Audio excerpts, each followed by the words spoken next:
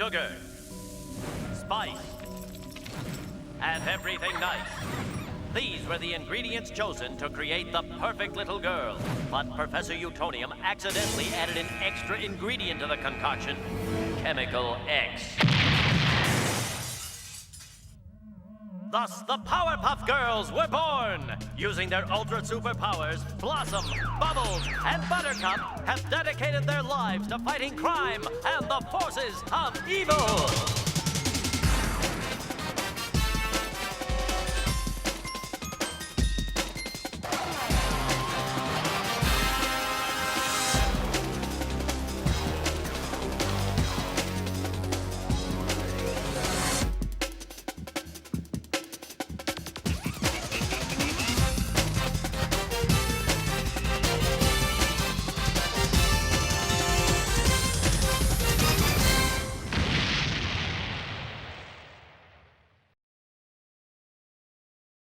Hello, and welcome to Dog of the Month. This month's dog is English Mastiff. Coat and color. Mastiffs come in tan, brindle, and fawn colors with a black mask over the muzzle. They have short double coats and shed semi-often. Temperament. Mastiffs are typically friendly, but often wary of strangers and defensive of their homes, which makes them great guard dogs. They're generally great with children and are very affectionate with their families. Popular mixes. The most popular Mastiff mixes are the Saint Mastiff, the Saint Bernard Mastiff mix, the Mastiff Shepherd, the German Shepherd Mastiff mix, and the Bull Mastiff, the Bulldog Mastiff mix. Fun facts. Mastiffs are often referred to as gentle giants. It's likely a Mastiff traveled on the Mayflower. Mastiffs have existed since at least 2500 BC. The term Mastiff on its own typically refers to the English Mastiff, but there are several other types. Real-life examples. Zorba is a Mastiff and the world's longest and heaviest dog. Michael Bay has 2 Mastiff dogs. And here's a QR code to suggest dogs for next week.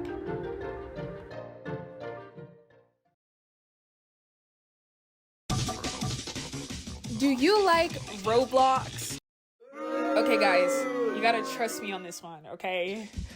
Do you also like team fighting games such as Team Fortress 2, Overwatch, and Splatoon? And finally, do you like some music that'll make you ascend up into heaven? Well, boy, do I have the game for you. Let me introduce you to Fighting with a PH, which will be talked about here today on Trivia's Game Night, the show where I talk about games that I want to talk about. Fighting is a game made entirely in Roblox, a huge gaming platform for all kinds of games. Although it's only in the alpha stage at this point, it's still done pretty well, sitting at 5.9 million visits on Roblox. It's being developed by 3 users on the internet. Yeah, that's all I can tell you. The game is a simple 5v5 team fighting game where you choose one of 12 classes and fight in one of 2 modes. The first mode being Annihilate, where you and your team go for as many kills as possible, and the second mode being Conquer, a King of the Hill type game mode where you aim for as many seconds on the point as possible, aiming for a longer time than the other team. Upon joining the game, you are greeted with a Choose Your Fighter screen with a PH. Currently, there are 12 out of 21 fighters in the game, with more being added as time goes by. All of the fighters are based off of old Roblox gears. The fighters are as follows.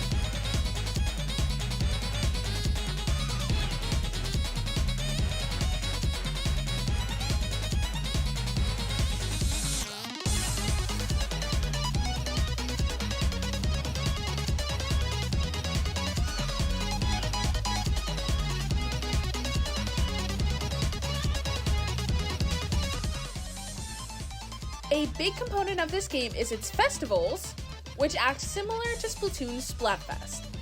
2 teams battle for the win, represented by the in-game idols Dom and Volk. As reward for winning, teams will get skins themed around the event. Oh, Jesus, what is that?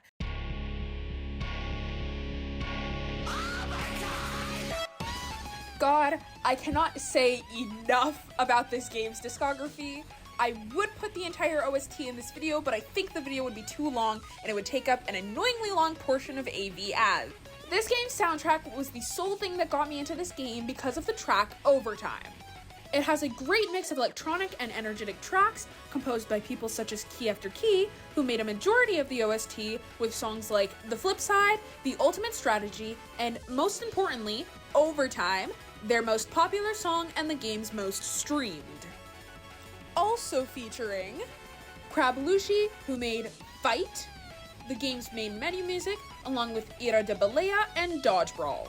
Cyber Vortex, who made my absolute favorite song, Allegro Espresso, and another highly good track titled Rush Hour. And those are only 3 artists I've highlighted. Some others include Nico Patti, Leon JD, and Prio. My personal recommendations from this soundtrack are Allegro Espresso, a song going for a chaotic big band vibe with lots of saxophone and synths, featuring a bass solo and a trumpet solo slapped in there too. I knew they had the best instrument in here! Sensory Overload, a remix of Overtime, but if you ramped up the vibes by a million. It's a track with heavy drums reminiscent of breakcore, a rad guitar melody, and a BPM of 220, making it the fastest song in the game. And finally, Dueling Winds, a mashup of Darkness Dueling, or the Roblox Sword on the Heights theme, and Winds of Fjords by Soft Knees, which was used in a lot of old Roblox horror and survival games. It adds lots of guitar and breathes new life into these already great tracks. And that's all I have to say today here on Trivia's Game Night. As always, if you would like to recommend a game, you can always fill out this form linked by the QR code right here. Please play this game. I think it's definitely worth some of y'all's time, and I hope you have fun. Thank you for watching, and I will see you next time.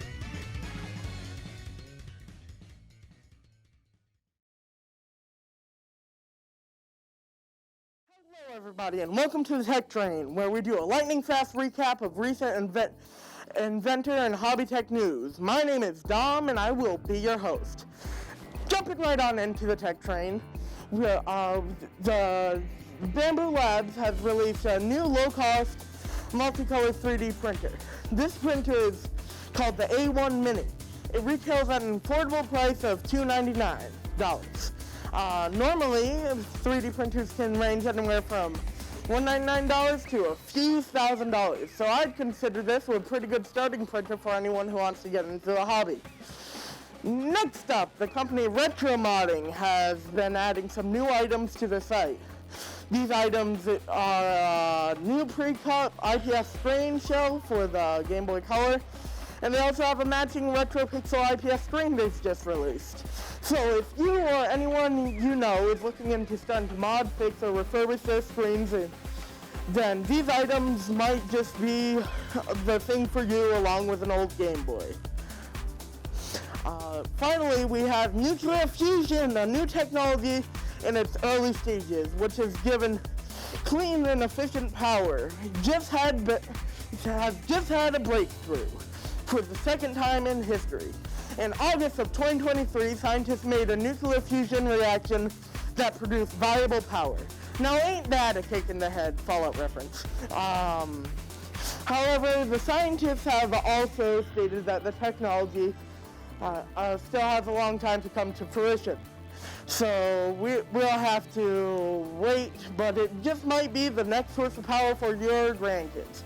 And that concludes this week's episode of Tech Train. Hope you enjoyed the show and maybe learned a thing or two. That's Dom signing off.